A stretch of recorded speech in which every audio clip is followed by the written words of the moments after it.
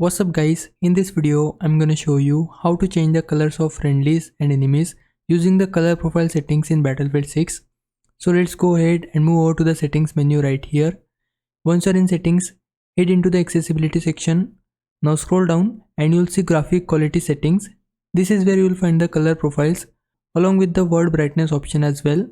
Go ahead and open the color profiles and switch it over to custom. Once that's enabled, you'll notice a bunch of different color options you can change.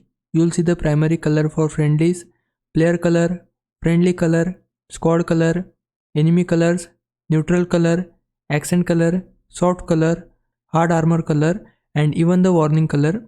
All of this can be adjusted however you like. For example, if something isn't standing out clearly, like your squad color, you can change it to a darker shade of blue or anything that makes it easier to spot during gameplay.